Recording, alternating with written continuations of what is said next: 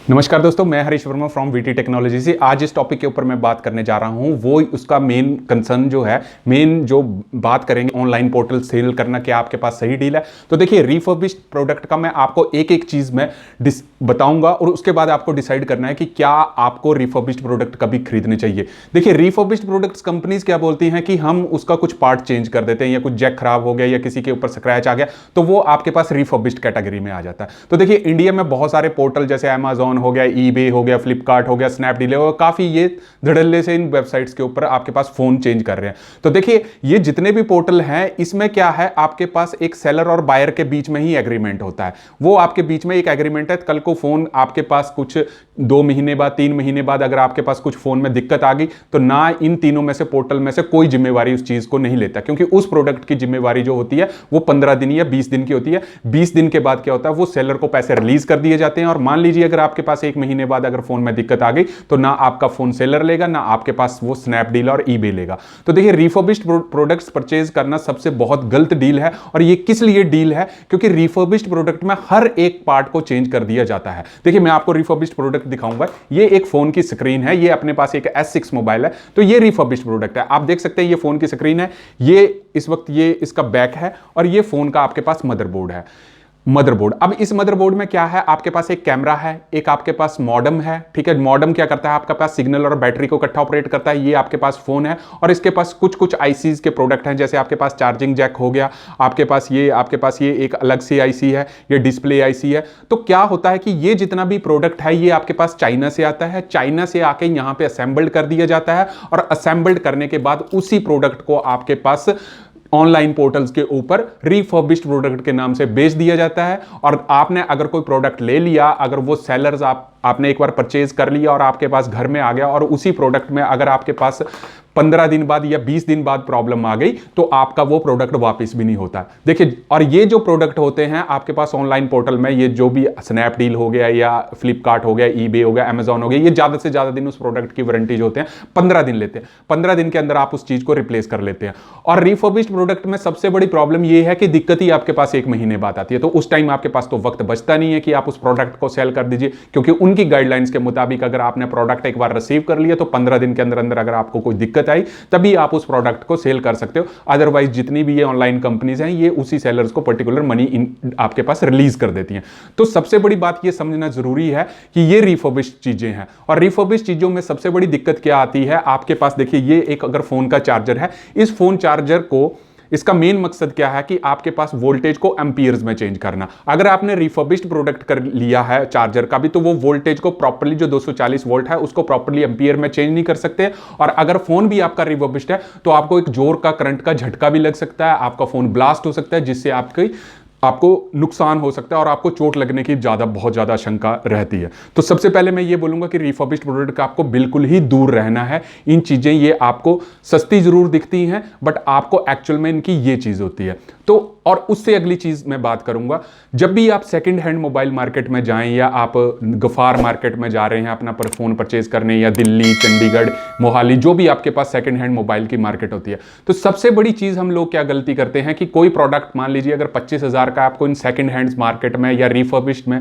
उसको 15 या 18,000 रुपए में आपको मिल रहा है, तो हम उस चीज को बाई कर लेते हैं। और यही सबसे बड़ा गलत काम करते हैं। देखिए, जब आप सेकंड हैंड मार्केट में जाते हैं तो आपको तो ये पता होता नहीं है कि ये किसका मोबाइल है। वो सेलर आपको बिल दिखा देता है। अब वो बिल जो है वो पर्टिकुलर किस बंदे ने लिया आपको पता ही नहीं होता। तो सेकंड हैंड मार्केट में, जैसे दिल्ली हो गया, चंडीगढ़, मोहाली, लखनऊ, यूपी, जहां भी आपके शहर में आपके पास सेकंड हैंड मार्केट होते हैं, तो आपको क्या लगता है कि अगर मान लीजिए आप iPhone 11 लेने जा रहे हैं और आपको वो सेलर बोलता है कि देखिए आपको ये हम प्रोडक्ट 40,000 में दे रहे हैं, तो आप एकदम से प्राइस देख के आप सोचते हैं कि नहीं यार, ये प्रोडक्ट ले लीजिए।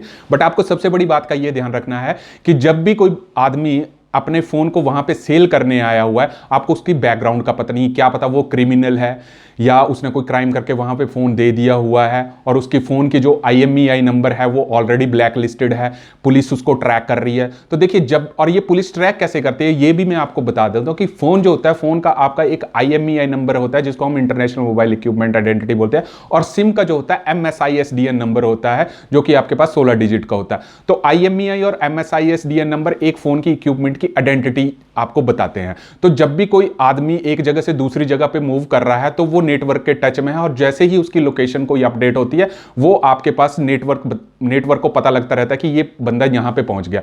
अब देखिए, किसी ने चोरी कर लिया फोन, उसने तो सिम निकाल दी। अब सिम निकाल के क्या हो गया, उसने मार्केट में फोन बेच दिया। अब दूसरा आदमी जो होगा वो उसी फोन को परचेज करेगा और अपनी सिम डालेगा। तो देखिए, जब भी एक कॉल स्टैब्लिश्ड होती है, जब भी नेटवर्क के पास जो, जिसको हम बोलते हैं मोबाइल स्विच सेंटर, उसके पास उस फोन की इंफॉर्मेशन रहती है। एक IMEI नंबर रहता है और उसकी सिम आइडेंटिटी नंबर रहती है। मान लीजिए सिम उसने फेंक दी, तो वो उस पर्टिकुलर IMEI को, आपके फोन की तो IMEI नंबर वही रही, तो वो उसकी सिम उसमें डाल देगा और कॉल स्टैब्लिश कर लेगा, और वो ऑलरेडी ही ब्लैक लिस्टेड में होगी। तो पुलिस को ये पता लग जाता है कि ये यहां पे ये फोन जो है यहां पे इसकी अवेलेबिलिटी है। तो इसके लिए आप सबसे बड़ी चीज ये कर सकते हैं कि एक तो सेकंड हैंड मोबाइल से मार्केट खरीदने से बचें, और अगर आप खरीद भी रहे हैं तो उसकी प्रॉपरली जो है वेरिफिकेशन करके रहें कि किसका फोन है, जिस फोन ने ये लिया है। और सबसे बड़ी बात है कि आप ऑनलाइन इसको चेक कर सकते हो। आप फोन की बहुत सारी वेबसाइट्स हैं, गूगल पे आप चेक कर सकते हैं ऑनलाइन IMEI चेक। तो जैसे ही उसको आप IMEI डालोगे तो वो उस पर्टिकुलर कंट्री के हिसाब से बता देगा कि ये फोन जो है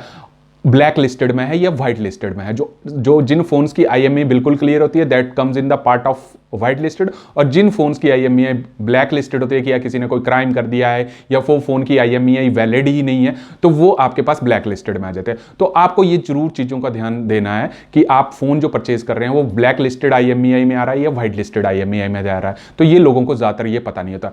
और सबसे अगली इंपॉर्टेंट चीज जो मैं आपको यहां पर बताने जा रहा हूं, देखिए, जो भी फोन होता है, जैसे ये हमारे पास कोई फोन था, रिफर्बिश्ड फोन था, तो इस फोन को जब भी हम कान से सुन रहे हैं तो ये इसकी जो आप आवाज जो सुन रहे हैं, तो जो हमारे मतलब कान की जो हमारे पास हियरिंग कैपेसिटी है वो डेसिबल्स में जो है मैपिंग की जाती है। और जब भी आपके पास फोन मार्केट में आता है तो सरकार ने एक चीज मेंशन करके रखी कि जो भी फोन आएगा उसकी एक सार वैल्यू डिफाइंड की जाएगी।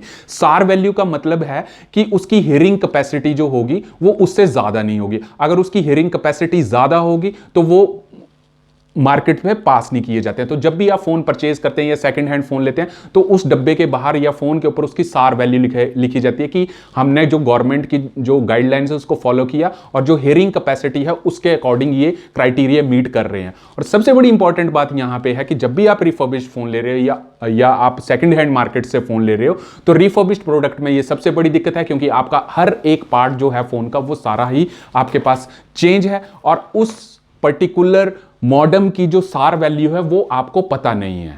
तो कभी कभी आपने बहुत न्यूज़ में सुना होगा कि फ़ोन फट गए हैं, फ़ोन आपके पास किसी को, इवन यहाँ तक कि फ़ोन का ब्लास्ट हो जाते हैं तो फ़ोन कई लोगों की मौत भी हो जाती है।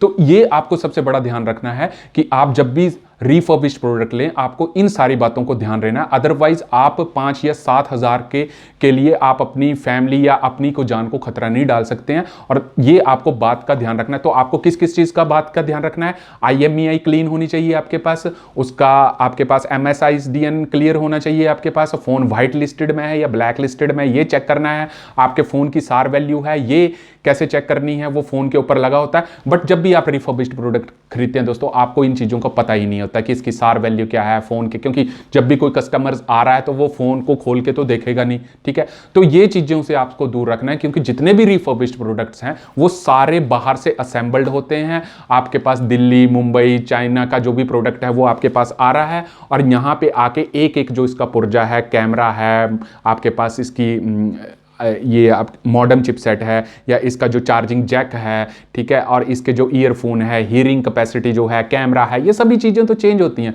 तो ये चाइना से बहुत ही सस्ते दामों पे खरीद दिया जाता है और यहाँ पे आके असेंबल्ड करके उसको ये बोल दिया जाता है कि ये आपके पास रिफर्बिश्ड प्रोडक्ट है। और रिफर्बिश्ड प्रोडक्ट की जो डेफिनेशन है वो सिर्फ यही है कि वो चीज़ आपकी कंपनी की होनी चाहिए। हाँ, उसमें थोड़ा बहुत प्रोडक्ट्स चेंज हैं तो वो हम क्लियर कर सकते हैं। बट आपको मैं यहाँ पे बता दूं कि जो भी आप रिफर्बिश्ड प्रोडक्ट्स लेते हैं वो आप कभी भी ट्राई करना कि जो भी आपके पास रिफर्बिश्ड प्रोडक्ट है, चाहे वो सैमसंग का है, चाहे एप्पल का है, चाहे आपके पास किसी और भी कंपनी का, वीवो, MI का होगा, उसके लिए कंपनी कभी वारंटी ही नहीं देती, क्योंकि कंपनी वो वारंटी दे ही नहीं सकती है, क्योंकि उनको ये खुद ही पता नहीं है कि ये फोन जो है ये हमारे पास से आया है कि नहीं आया। क्योंकि मार्केट में जो हैंडसेट्स हैं बहुत ज़्यादा कॉपी हो रहे हैं और लोगों को यही चीज़ पता नहीं लगती है कि ओरिजिनल और रिफर्बिश्ड में क्या अंतर होता है। तो मैं आपसे हार्डली रिक्वेस्टेड करता हूं कि जब भी फोन खरीदें आपको सिर्फ 4 या 5 हजार के लिए आप इसमें ना आए और फोन जो है वो आपके पास ओरिजिनल